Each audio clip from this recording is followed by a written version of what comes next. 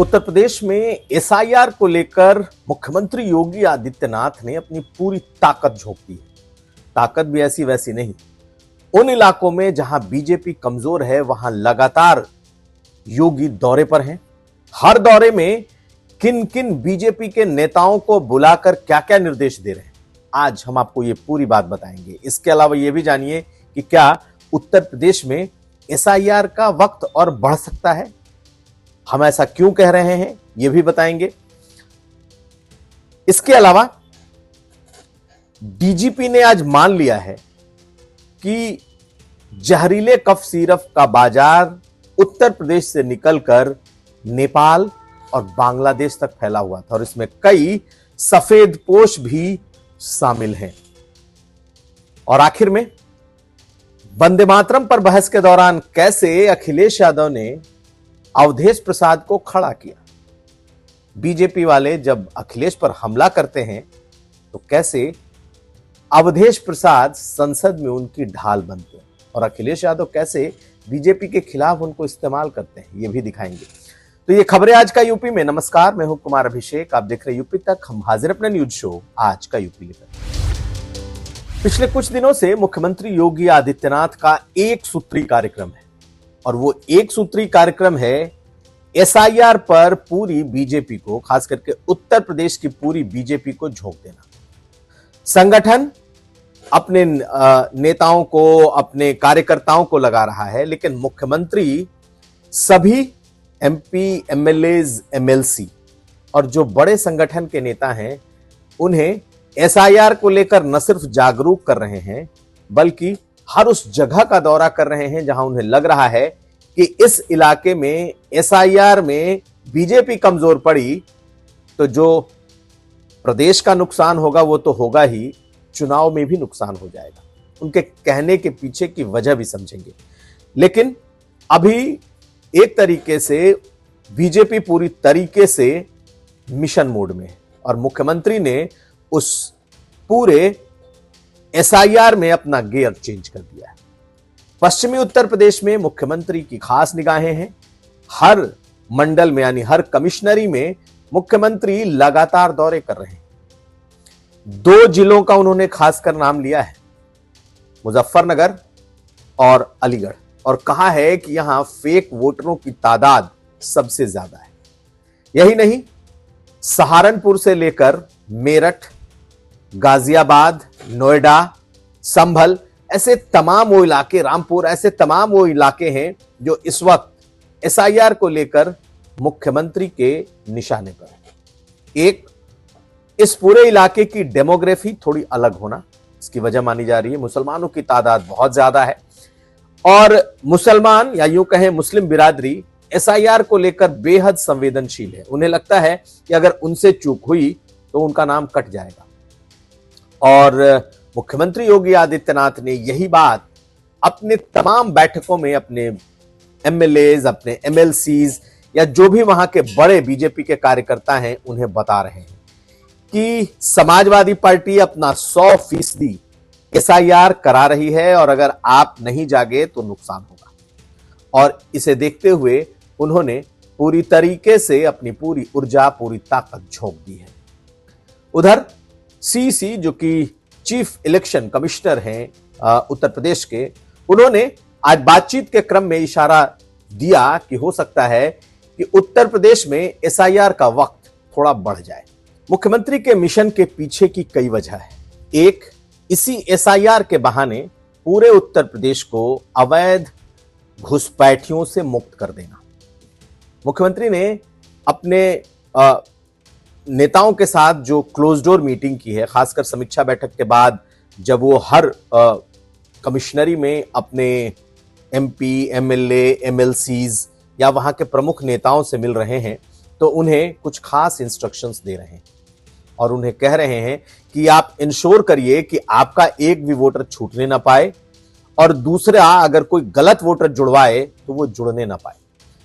Parallel अगर आप देखेंगे तो सभी नगर निकायों में, तकरीबन 17 नगर निकायों में जहां पर सबसे ज्यादा इन अवैध घुसपैठियों की भरमार है, वो नगर पालिकाओं में खास करके जो सफाई कर्मी हैं वो बसे हुए। तो उनका एक स्पेशल ड्राइव चल रहा है। दूसरी बात जो सियासी तौर पर मुख्यमंत्री ने इशारा किया है वो ये कि हर उस जगह पर जहां बीजेपी के जीत का या हार का मार्जिन 10,000 है उस पर ज्यादा सतर्क रहने को कहा है। उन्होंने अपने कार्यकर्ताओं से कहा है कि ऐसा मौका है जब आप अपने उस मार्जिन को देख सकते हैं। अगर फर्जी वोट कट गए, अगर कहीं से घुसपैठिए इस एसआईआर के पहले जो इलेक्टोरल रोल है उसमें उन्होंने घुसपैठ कर ली है तो उनको चुन चुन करके निकलवाएं, क्योंकि फर्जी वोटरों का बड़ा रोल है चुनाव में वोटिंग के दौरान। और इसी दौरान उन्होंने यह भी कहा था कि चाहे मुजफ्फरनगर हो या फिर अलीगढ़, यहां फेक वोटर सबसे ज्यादा है। जो मुख्यमंत्री योगी आदित्यनाथ के इस समय के दौरे हैं, खासकर पश्चिमी उत्तर प्रदेश, एक एक सीट पर उनकी नजर है। घुसपैठियों से इलेक्टोरल रोल की सफाई। दूसरा, जो सचमुच दूसरे प्रदेशों से हैं या फिर किसी भी तरीके से डुप्लीकेट वोटर्स हैं, मसलन उत्तराखंड के वोटर भी हैं और इधर बरेली से लेकर रामपुर और मुरादाबाद तक के वोटर हैं, ऐसे लोगों पर भी नजर रखनी है कि अगर कोई दूसरे राज्य का हो जो यहां भी हो तो 40-50 किलोमीटर के भीतर में ये लोग, बहुत सारे लोग जो हैं वो दोबारा वोटिंग कर जाते हैं। तो इस पर भी स्पेशल नजर रखना है। और पश्चिमी उत्तर प्रदेश में और खास करके नोएडा, गाजियाबाद में जो अवैध अप्रवासियों की भरमार है उसका सफाया तो एक तरफ, अपने नेताओं को उन्होंने साफ कहा है कि आपको इस पर नजर रखनी है कि कोई गलत नाम न जुड़ जाए। और मुझे लगता है कि मुख्यमंत्री योगी आदित्यनाथ जिस तरीके से संजीदा हैं खास करके इस एसआईआर को लेकर, और खास करके तब जब बीजेपी का जो कार्यकर्ता थे वो बेहद उदासीन थे कुछ समय पहले तक, उन्हें लग रहा था कि यह काम चुनाव आयोग का है, मगर मुख्यमंत्री योगी आदित्यनाथ ने कई लोगों की चूड़ियां कसी हैं, मिशन मोड में उन्हें लाया है और उसके बाद अब विधायक अपने अधिकारियों से पूछ रहे हैं, समझने की कोशिश कर रहे हैं कि इसमें और क्या क्या किया जा सकता है। कई अधिकारी अब जो सीधे सीधे इस एसआईआर से जुड़े हुए हैं, लगातार विधायकों के फोन भी आ रहे हैं कि भाई हम कैसे समझें क्या है क्या नहीं है। तो ये भी एक चर्चा अनऑफिशियली पता चली है कि भाई जो बीजेपी के नेता हैं उन्हें पहले तो समझ में नहीं आया और अब अधिकारियों से समझ रहे हैं कि आखिर क्या सचमुच हम लोगों के लिए भी कुछ करने को है, हम इसको कैसे अपने तरीके से अपना योगदान दे सकते हैं, क्योंकि आखिर में उनकी जवाबदेही पार्टी की तरफ होगी और मुख्यमंत्री योगी आदित्यनाथ की जब नजर है तो विधायक और सांसद भी अब इसमें लग रहे हैं कि किसी भी तरीके से एक तो 100% उनके लोगों के का एसआईआर का काम पूरा हो जाए और दूसरे अगर कोई गलत जुड़ रहा है तो उसकी भी पूछताछ जरूर होगी। आज बात करेंगे संसद में अखिलेश यादव के एक खास तरीके से बीजेपी को चिढ़ाने की का इसलिए कह रहा हूं क्योंकि आज जब अखिलेश यादव को वंदे मातरम पर बोलते हुए जब बीजेपी के लोगों ने हंगामा शुरू किया या उन लोगों ने अपने तरफ से टोका टोकी शुरू की, तो अखिलेश यादव ने अपने बगल में बैठे अवधेश प्रसाद को खड़ा किया, बोला इनको देख लो, और फिर उनको कहा बैठ जाओ। यानी कि अब अवधेश प्रसाद बीजेपी को चिढ़ाने के लिए, अवधेश प्रसाद अखिलेश यादव के सबसे बड़े चेहरे हैं। उन्हें लगता है कि चूंकि बीजेपी अयोध्या हारी है, अवधेश प्रसाद ने बीजेपी को हराया है, इसलिए अगर भाजपा के लोग ज्यादा बोलें, सदन में ज्यादा उछलें, तो फिर वो अवधेश प्रसाद को खड़ा कर देते हैं। और आज भी यही हुआ है।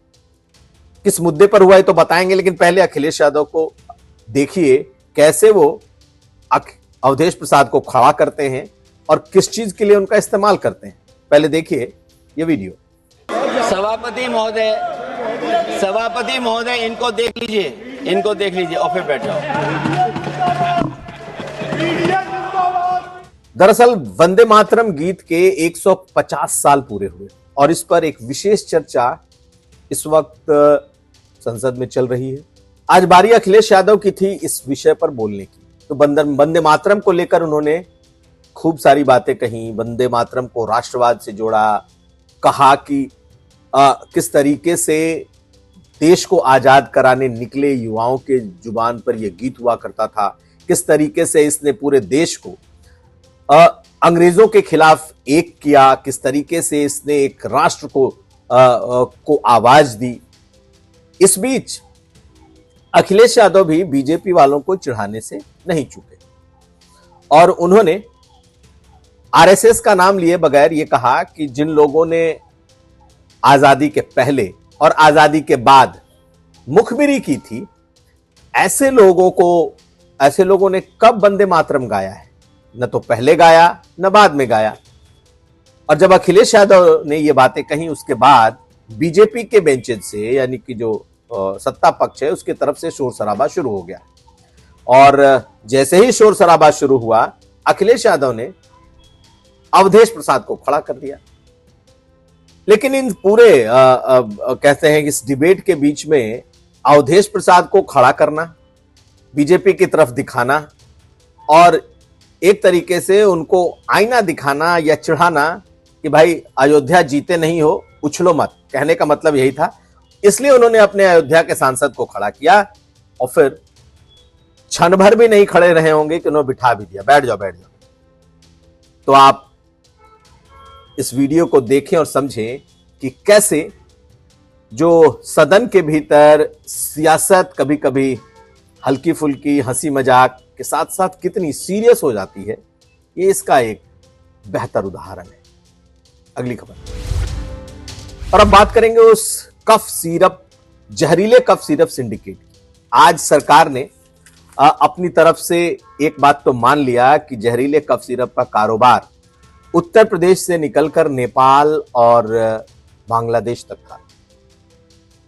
प्रदेश के डीजीपी यानी कि पुलिस के मुखिया ने यह बात मानी और यह भी माना कि इस सिंडिकेट में कई सफेदपोश हैं, कई बड़े चेहरे हैं जिनका बेनकाब होना बाकी, और इसीलिए अब एसआईटी बनाई जा रही है और एसआईटी में एक आईजी लेवल का अधिकारी इसे कोऑर्डिनेट करेगा, क्योंकि कुल 28 जिलों में 128 एफआईआर इस जहरीले कफ सिरप को लेकर के।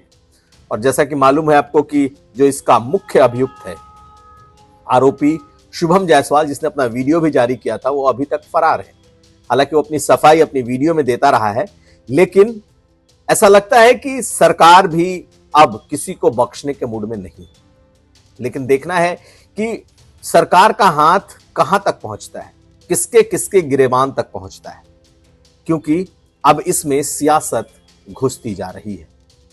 और चूंकि यह मामला पूर्वांचल और खासकर वाराणसी से जुड़ा है, तो निश्चित तौर पर इसकी जो आंच है, इसके जो छींटे हैं, वो ऊपर तक जा रहे हैं कि कहीं ऐसा तो नहीं कि इसकी वजह से सियासी तौर पर बीजेपी को बड़ा नुकसान हो जाए।